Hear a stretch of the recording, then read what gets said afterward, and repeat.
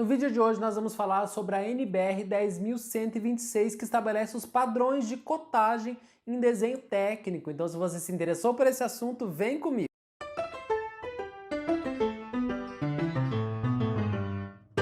Olá, seja bem-vindo. Meu nome é Felipe, eu sou arquiteto e concurseiro e você está no Flashcards Arquitetura. E hoje nós vamos falar sobre cotagem de desenho técnico. Esse é um assunto muito importante para você que estuda para concurso de arquitetura, porque vira e mexe essa norma cai em prova e ela pega muita gente de surpresa, porque ela não é difícil, mas tem vários detalhezinhos que você precisa se atentar. Então hoje eu vou trazer os principais conceitos dessa norma que são cobrados em prova. Ó. E vamos começar então com a diferenciação de cotagem funcional para cotagem não funcional. Então vamos lá. Ó, primeiro, o que é cotagem, né? É a representação gráfica no desenho da característica do elemento através de linhas, símbolos, notas e valor numérico numa unidade de medida. E aqui nós temos as cotagens funcionais, não funcionais e também as auxiliares, mas vamos começar. Funcional, ela é essencial para a função do objeto ou local. E a não funcional, ela é não essencial para o funcionamento do objeto. E nós falamos também que tem um terceiro tipo, né, que é a cota auxiliar. O que significa isso? Dada somente para informação. Esse é o principal ponto que você precisa saber para sua prova, tá? A cota auxiliar, ela é dada somente para informação. A cotagem auxiliar não influi nas operações de produção ou de inspeção. É derivada de outros valores apresentados no desenho ou em documentos e nela não se aplica tolerância. Então, como nós podemos ver nas imagens, ó, nós temos aqui então as cotas funcionais, a cotagem não funcional e também auxiliar. Ó. A cotagem funcional é a principal, né? São as informações, as cotas principais de um projeto. Aqui nós temos um desenho que eu acredito seja um desenho mecânico, né? Mas já nos serve de amostra. Ó. Então o F é de funcional e esse NF aqui são as cotas que não são funcionais, elas só servem para informação apenas, né?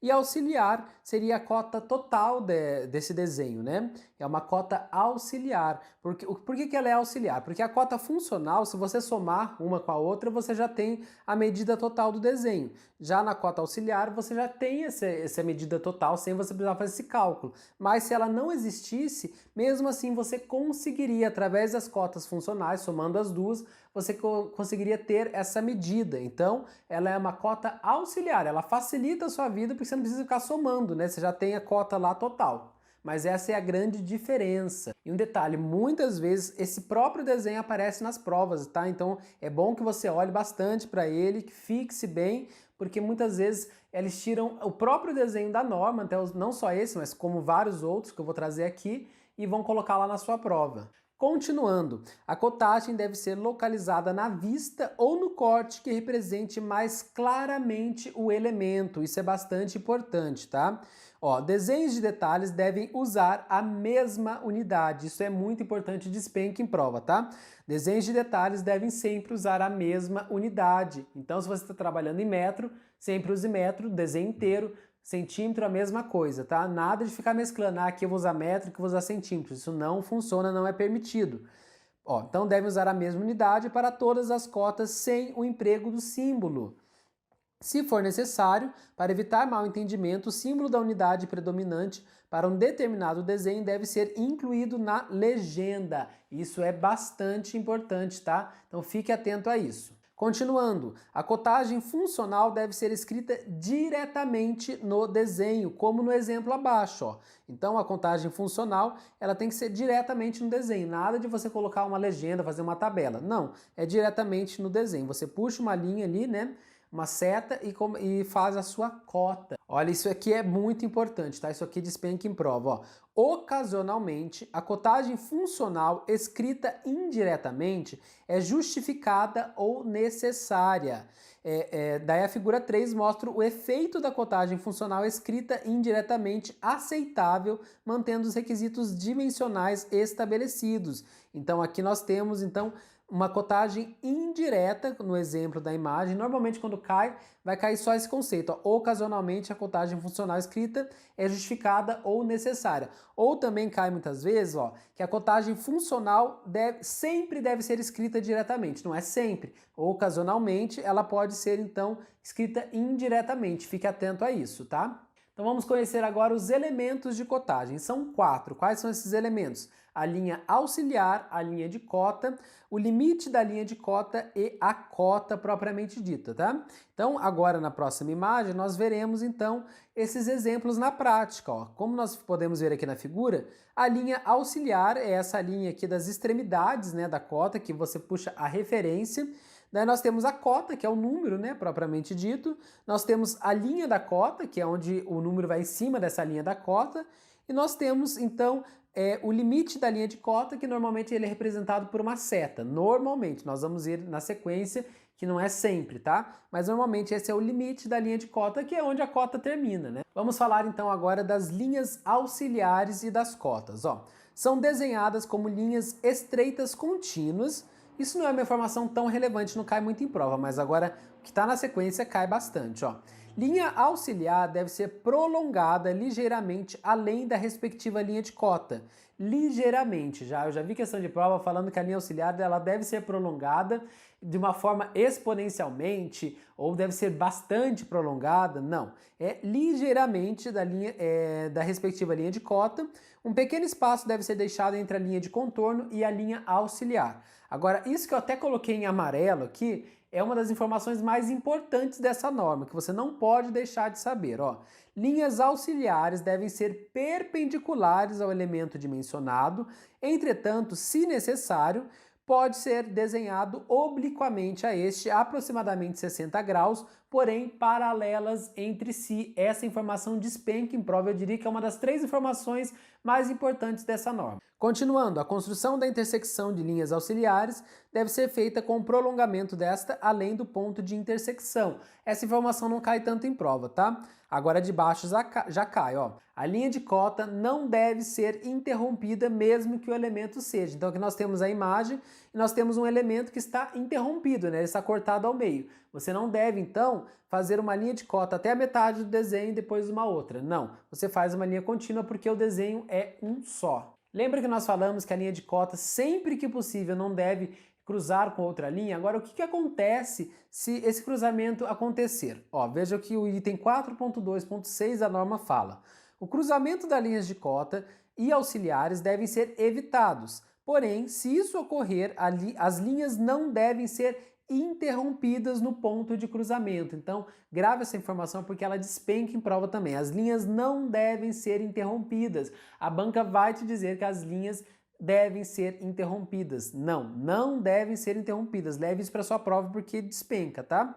E o 4.2.7 diz o seguinte: a linha de centro e a linha de contorno não devem ser usadas como linha de cota, porém podem ser usadas como linha auxiliar. Isso é bastante importante. Elas podem ser utilizadas como linha auxiliar. E aqui nós temos essa imagem abaixo, mas ela não é tão cobrada não, tá? O que é mais cobrado é isso daqui mesmo. As linhas podem ser usadas como linha auxiliar, as linhas de cota e as linhas de contorno. Vamos falar agora do limite da linha de cota, que é um dos elementos de cotagem. Então vamos lá. A indicação dos limites da linha de cota é feita por meio de setas ou traços oblíquos. Lembra que eu falei que tinha seta? Mas não é só a seta, traços oblíquos também. E esses traços e essas setas têm características, e quais são elas? Ó, a seta é desenhada com linhas curtas, formando ângulos de 15 graus. A seta pode ser aberta ou fechada preenchida. Então ela pode ser aberta ou fechada preenchida, como nós vemos no exemplo aqui da figura 11. Agora, o traço oblíquo é desenhado como uma linha curta e inclinado a 45 graus, como nós vemos na imagem abaixo. Então, decore essas 2 informações, elas são muito importantes para a sua prova. E se você está gostando desse vídeo, já deixe seu like aqui embaixo para mim e se inscreva no canal se ainda não for inscrito. Isso me ajuda demais a continuar crescendo aqui no YouTube, fazendo com que ele entregue esse conteúdo para cada vez mais concurseiros. Então deixe seu like para mim. Mas continuando, vamos falar agora de um dos assuntos mais importantes dessa NBR, talvez seja o assunto mais importante, inclusive, que são os métodos de representação de cotagem, tá? Existem 2 métodos principais e as bancas adoram cobrar isso em prova. Vamos ver quais são eles então. Existem 2 métodos de cotagem, mas somente um deles deve ser utilizado no mesmo desenho. Essa é a primeira informação importante. Existem 2 métodos, mas você precisa escolher entre um ou outro, nunca os 2 ao mesmo tempo, tá legal? Método 1. As cotas devem ser localizadas acima e paralelamente às suas linhas de cotas e preferencialmente no centro. Então, algumas informações importantes aqui. Primeiro, as cotas sempre devem ficar acima, nesse primeiro método, tá? Acima da linha de cota, da linha de cotagem, né? E paralelamente. Então, se você tem, por exemplo, aqui nessa figura, que você tem uma diagonal, essa cotagem deve ser feita de forma paralela. Você não poderia, por exemplo, se você tem uma linha aqui, né, na diagonal, e você cotar assim. Isso está errado, tá legal? E mais uma informação, preferencialmente essa cota deve ficar no centro da linha de cotagem, como está aqui no exemplo, tá? Mas nós temos uma exceção, e qual que é essa exceção? Ó, exceção pode ser feita onde a cotagem sobreposta é utilizada. As cotas devem ser escritas de modo que possam ser lidas da base ou lado direito do desenho. Então essas informações são bem importantes. Ó. Primeiro, quando você tiver uma cotagem sobreposta, então isso é uma exceção. E outra informação importante, você precisa decorar que é o lado direito. As bancas adoram falar que é lado esquerdo, tá? Mas nós falamos do método 1, agora vamos para o método 2, então. Ó, as cotas devem ser lidas da base da folha de papel, as linhas de cotas devem ser interrompidas preferencialmente no meio, para a inscrição da cota. Então vamos ver aqui o exemplo. Ó. Aqui a grande diferença é o seguinte, nós temos então a cota interrompendo a linha de cotagem no meio, como nós podemos ver. O que não poderia acontecer, que estaria errado na segunda norma? Se você tivesse um desenho com uma cotagem assim, com a linha de cota, com a cota interrompendo a linha ao meio, e no mesmo desenho você fizesse uma cotagem, então com a linha de cota, a cota acima da linha de cotagem. Isso estaria errado porque você estaria usando os dois métodos. Isso não pode, você precisa escolher entre um método ou outro. E agora eu vou trazer alguns dos tipos de cotagem mais cobrados em prova, porque isso de vez em quando também aparece. Ó. Cotagem em cadeia. Deve ser utilizada somente quando o possível acúmulo de tolerâncias não comprometer a necessidade funcional das partes. Então aqui nós temos então a cotagem em cadeia. Essa cotagem que você vai cotando todos os elementos, né, em seguida aqui. E continuando, nós temos a cotagem por elemento de referência. Ó. Este método de cotagem é usado onde o número de cotas da mesma direção se relacionar a um elemento de referência.